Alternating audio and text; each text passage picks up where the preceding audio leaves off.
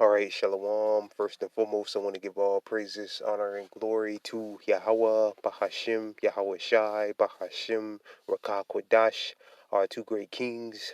Second of all, I want to give double honors to my elders and apostles of Great Millstone, Elder Tahar, and on down at Ruel. And third of all, I want to give a peace and safety to the hopeful elect out there, the brothers that push this truth, the truth of the King James Bible, and all truth and sincerity throughout the four corners of the globe. Alright, so I just want to do a short lesson of how alone the spirit of Yahweh Hashem Yahweh Shai allows it to go. And on the name of the video, more news on the oil cuts. Alright. And the other day, through the spirit and power of Yahweh Hashem Yahweh Shai, I had a lesson dealing with Saudi Arabia and other OPEC nations um in talks about doing another oil cut, because they've already cut the amount of oils that they produce twice. Once was in I think it was in April. I keep forgetting. I think the second one was in September from on out, and now they just, if I ain't mistaken, and now they're gonna continue with the oil cuts, slashing the amount of oil that they produce. All right, and they got some OPEC members to join in. All right, and Lord Will's brother can see on the screen. I have this article here from the AP News, and it says some OPEC nations, some OPEC members, Salakia, will cut the oil that they send to the world to try to boost prices. And like a lot of these financial guys have been saying, them doing this is going to raise the price of oil, and it's going to drive the price of gas to go through the roof. All right. It says the OPEC oil cartel, led by Saudi Arabia and allies producers, including Russia, made another big swipe at popping up lagging crude prices Thursday, expanding some output cuts into next year and bringing up incoming oil supplier Brazil into the fold. So also Brazil is also doing cuts. Lower oil prices have been a good thing for U.S. drivers and who have been able to fill their gas tanks for less money in recent months, but it's bad news for OPEC countries whose oil income boosters their economy and who have faced setbacks in prices in pushing prices higher despite internal fears that the small hat Arab war could affect oil flow. The OPEC oil ministers came out of an online meeting with more than 2 million barrels per day in voluntary cuts. So they're cutting two. The last two has been 1 million, but now they're cutting two. All right, now it's 2 million a day in voluntary cuts through the first 3 months for the next year, uh, declaring that Brazil would join the bloc in January, bringing one of the world's fastest growing oil producers into an alliance that is trying to rein in the global supply. However, sweeping cutbacks from OPEC and individual member countries since October 2022 have not made lasting change to the oil prices because of the concerns about too much crude circulating and a weakened global economy, which could weigh on the thirst of oil for the traveling industries. And also, you got to think, uh, with oil being cut or whatever, it also affects not only the drivers, the world people that with these cars and gas, also the trucks, because you need oil to create diesel, so that's gonna hurt the trucking industry. That's gonna put less trucks on the road because they need oil to create diesel, if I ain't mistaken, and to for those ships they get from one end of the world to the other, from China to Babylon, all right, or from wherever they're sailing from. They need diesel, and in order to make diesel, you need oil. All right, so this affects everybody. This is gonna affect. This is like this is could be. This is gonna make a huge impact in a lot of areas. All right. One more time, I'm gonna pull it back up. What Biden said with the oil cuts. Salakia. If the Saudis don't, if OPEC members didn't increase the amount of oil that they produce, what's gonna happen? It's like I'm pausing real quick. Salakia, brothers. All right, Salakia, brothers. This is what the same thing I pulled up in the video I did the other day. Just wanted to bring it back up again, put it in this video as well. This is the first one. which I also read in the other article, the other video I did. Saudi Crown Prince threatens major economic pain on U.S. Amid oil feud, and this is probably what he's been talking about. Well, yeah, it is. On Saudi Arabia for its decision to slash oil production amid high energy prices. Matter of fact, let's read some of that. Let's read this again. I can't remember if I read it the last time, but let's read some of it. So this is going to be devastating to this could be devastating to Babylon. All right, and with that whole build back better thing or whatever, which they say America has, the Babylon has the oil, all the oil that they need, but they're not drilling for it, and that's all by design. All right, to create chaos. It says Saudi Crown Prince threatens major pain on U.S. amid oil feud. I mean, that's where they say they have the oil. They have a lot of oil, but who knows? And still no news about the oil reserves, which Biden never refilled. All right, still haven't heard any news about that, which his administration didn't restock.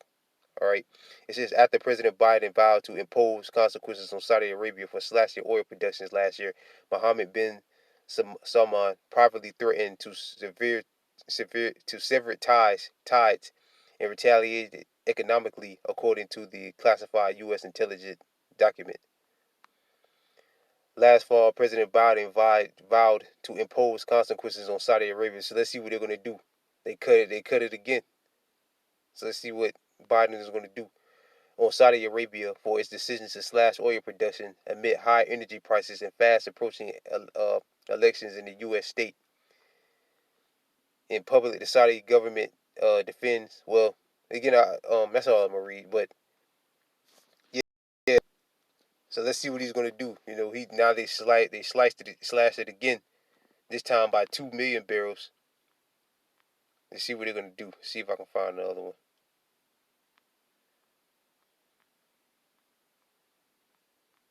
Uh,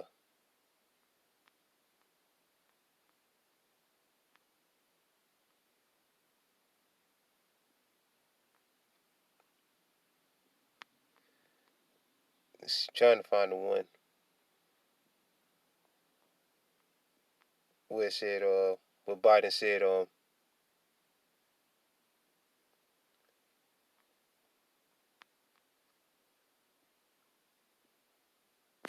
let's read this one.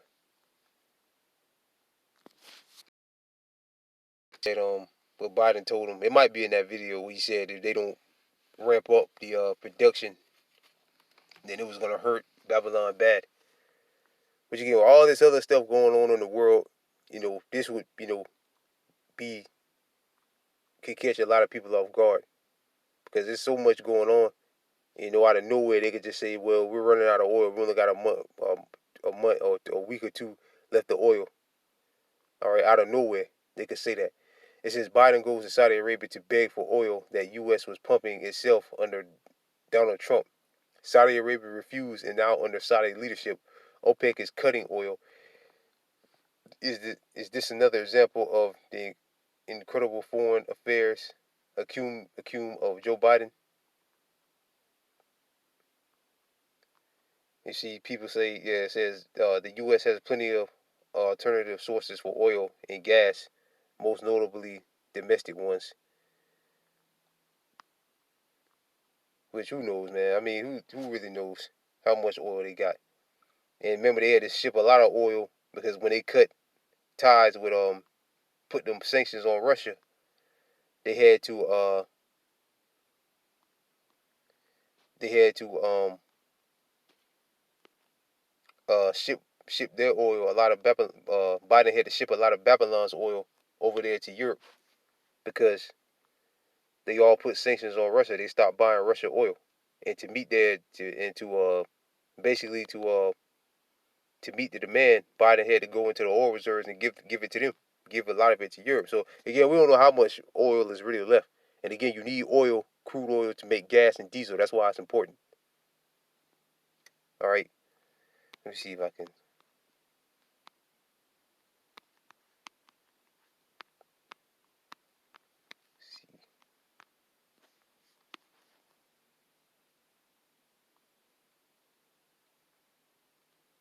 See. Okay, yeah. It says Biden says he worries that cutting oil production too fast will hurt working. They're cutting like crazy.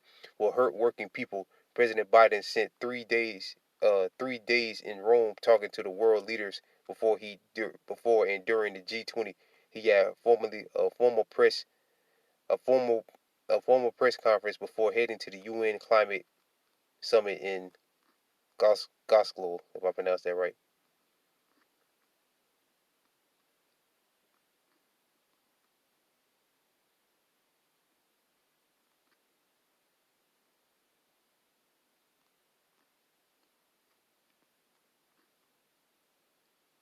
Yeah, so again, like this devil Biden said, man, cutting oil will hurt the U.S. workers because again, gas is going to go through the roof, and also again, because you need oil to make diesel and gas, so that could um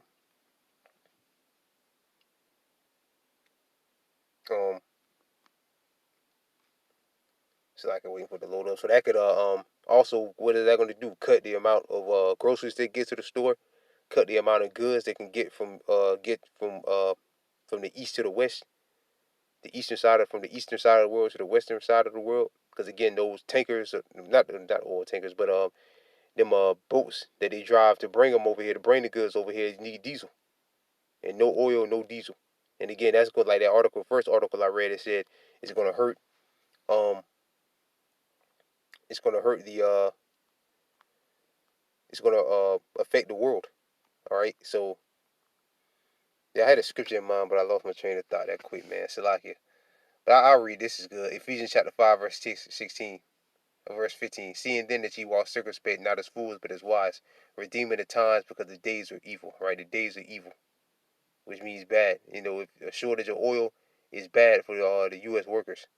All right. Well, the people here in Babylon the Great, no oil or shortage of crude oil or no oil means no gas, no diesel, which will affect the grocery stores, which will affect the goods from getting on this side of the world to the other side to over here.